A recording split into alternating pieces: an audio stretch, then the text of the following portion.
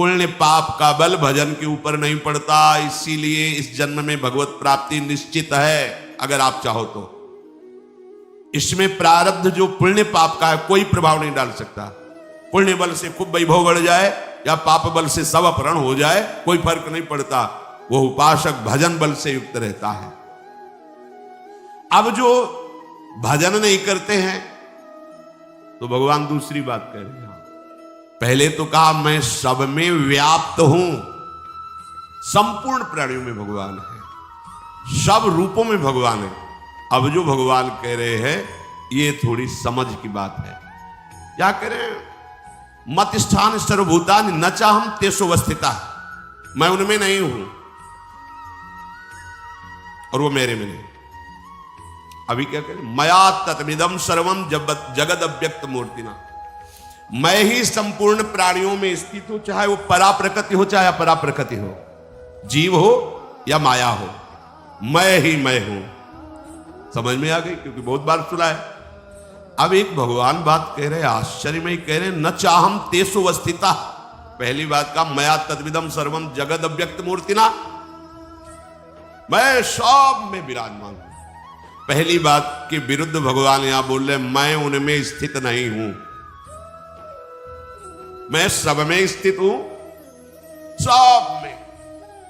अब इसमें कह रहे भगवान न चाहम तेषु अवस्थिता, मैं उनमें स्थित नहीं हूं। किन में?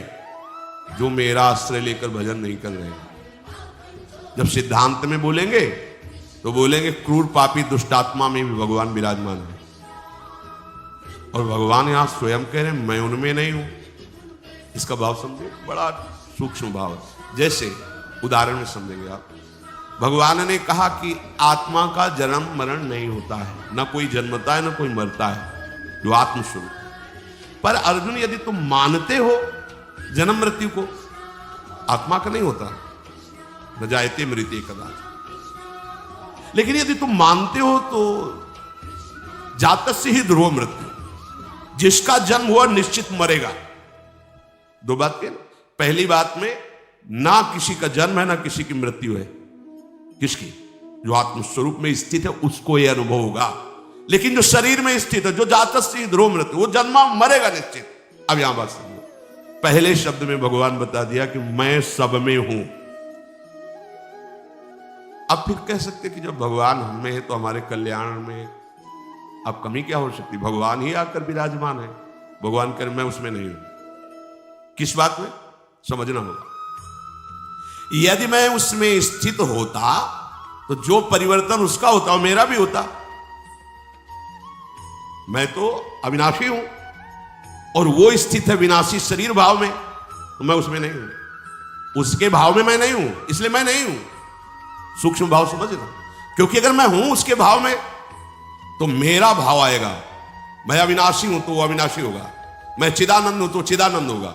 ये सब मेरे लक्षण उसमें नहीं है। क्यों? क्योंकि वो विनाशी शरीर भाव में, इसलिए मैं नहीं हूं। होते हुए भी मैं नहीं हूं। आत्मा का जन्म मरण ना होते हुए भी जन्म मरण होता है। ये गूढ़ विषय पवित्र बुद्धि में समझ में आएगा। उसका परिवर्तन होता है तो मेरा परिवर्तन होता है, उसका नाश होता है तो मेरा नाश होता है, उसका भाव होता है तो मेरा भाव होता है, लेकिन मेरा ना कभी अभाव होता है, ना परिवर्तन होता है, ना नाश होता है। क्यों? क्योंकि मैं उसमें हूं ही नहीं। किसमें? जो मेरा आश्रय लेकर के भजन करते हैं उनको ये अनुभव आएगा कि मैं उनमें हूं, वो मेरे में है। और जो मेरा आश्रय नहीं लेते, भजन नहीं करते, तो वो किसका आश्रय लिए? परिवर्तन विनाशशील शरीर संसार का। इसलिए मैं उनके भाव में नहीं हूं। तो भाव में नहीं तो नहीं है।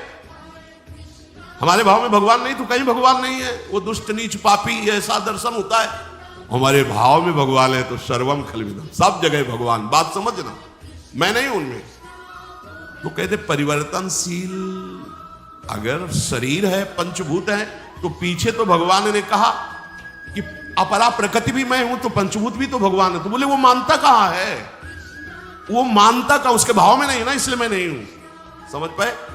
होते हुए भी भगवान ने मना कर दिया कि मैं नहीं हूं। बोले भगवान क्यों नहीं देख रहे, उनको क्यों नहीं बचा रहे? क्योंकि वहां नहीं है। नहीं है तो सर्वम, सब जगह भगवान। तो वो मानता कहां है? उसने पुकारा कहां? उसने भजा कहां? इसीलिए सब हो रहा है। ये बड़ा सूक्ष्म विषय है। तात्पर्य है परिवर्तनशील नाशवान अभाव में यदि तुम्हारा भाव है तो भगवान तुम में रहते हुए भी तुम में नहीं है, उन्हीं की धरा में हो, पर तुम्हारे भाव में नहीं रहा तो नहीं है भगवान। जैसे शिल्पिल्ले बाई को कोई आकार विग्रह नहीं दिया था गुरुजी ने, ऐसे पत्थर को टुकड़ा दे, प्योर पत्थर, कोई आकार नहीं, और कहा ये तुम्हारे भगवान श्याम सुंदर है। उनके भाव में आया मेरे भगवान श्याम सुंदर, छाती से हृदय में लगाए, रात दिन उन्हीं को प्यार दुलार। अब जब ब्याह हुआ तो पति की तरफ हेर ही नहीं रही थी। पति ने देखा कौन सा किसकी छवि क्या, तो देखा एक पत्थर का टुकड़ा, हमसे ब्याह किया, हमारी तरफ तो देखे पत्थर के टुकड़े जल में, भारी व्याकुलता, कूद पड़ी, अब तो प्राण त्याग देंगे, अपने प्रभु के बिना मैं नहीं जी सकती।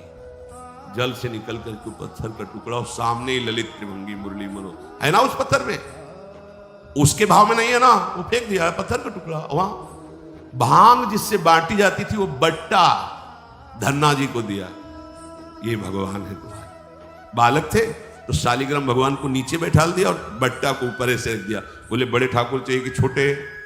बोले हमें तो बड़े ठाकुर चाहिए। तो हाँ बड़े वाले ऊपर स्वामी है, ये ले, बस नहा के इनको नहला देना और पवा के इनको पा लेना।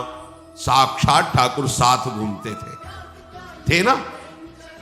भांग के बट्टे में अगर हमारा भाव नहीं तो नहीं है ना, वो तो भांग का बट्टा कोई श्री विग्रह थोड़ी, हमारे लिए नहीं है, उनके लिए है। बस ये बात समझना है।